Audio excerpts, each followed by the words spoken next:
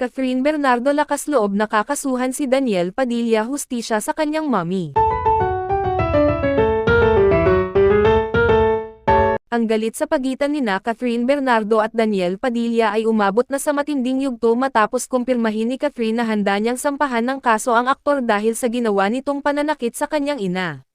Si Daniel naman ay emosyonal na humarap sa publiko upang magpahayag ng kanyang saloobin. Narito ang eksklusibong ulat. Isang malaking balita ngayon ang desisyon ni Catherine Bernardo na sampahan ng kaso si Daniel Padilla dahil sa insidente ng pananakit sa kanyang ina. Samantala, si Daniel ay emosyonal na humihingi ng tawad sa nagawa niyang pagkakamali.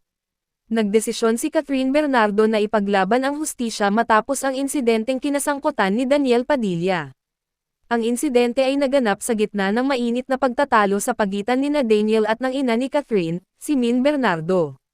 Pinagbuhatan umano ng kamay ni Daniel si Min, na ikinagalit ni Catherine. Hindi ko ito mapapalampas, kailangan niyang harapin ang kanyang ginawa, ani Catherine sa isang panayam. Ayon sa malalapit sa pamilya, labis ang sakit na nararamdaman ng aktres para sa kanyang ina. Hindi ko akalain na magagawa niya ito, dagdag niya. Si Min Bernardo ay nagkaroon ng pasa matapos ang insidente ngunit mas nasaktan daw siya emosyonal. Anak ko ang mas nasasaktan sa nangyari, ani Min sa isang maikling pahayag. Si Catherine ay nagpahayag ng kanyang determinasyon na ituloy ang kaso kahit masakit. Mahal ko siya noon, pero hindi ibig sabihin na papayagan kong saktan niya ang pamilya ko, sabi ng aktres. Si Daniel Padilla naman ay humarap sa publiko ng emosyonal upang magpaliwanag. Hindi ko intensyong masaktan si Tita Min, pahayag niya habang umiiyak. Ayon kay Daniel, nagawa niya ang insidente dahil sa matinding emosyon. Nadala ako ng galit, pero hindi ko dapat ginawa iyon, dagdag niya. Labis ang kanyang pagsisisi sa kanyang nagawa. Catherine, Tita Min, patawarin niyo ako, pakiusap ni Daniel. Sa kabila ng kanyang paghingi ng tawad, hindi natinag si Catherine sa kanyang desisyon. Ang hustisya ay hindi nakabatay sa emosyon. Kailangang may managot, matatag niyang sinabi. Ang mga tagahanga ay nagulat at nalungkot sa balitang ito.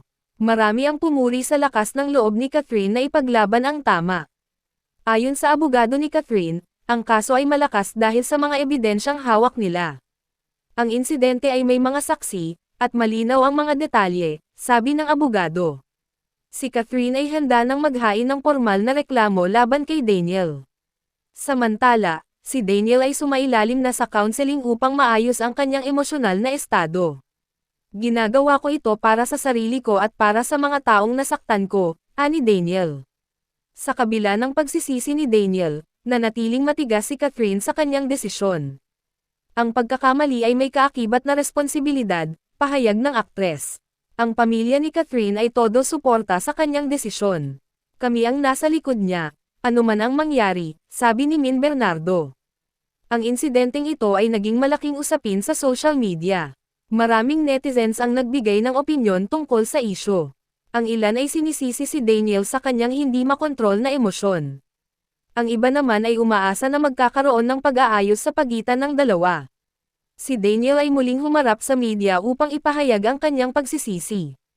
Handa akong harapin ang anumang parusa, pahayag niya.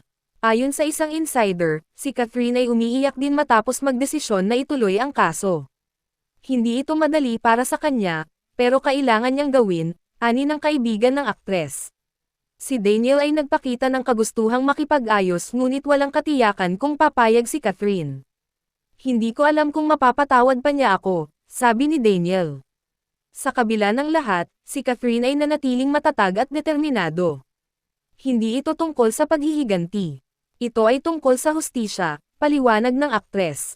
Ang kanilang mga tagahanga ay umaasa na magkakaroon ng closure ang isyong ito. Ang mga malalapit kay Daniel ay nag-aalala para sa kanyang mental na kalagayan. Hindi ko kay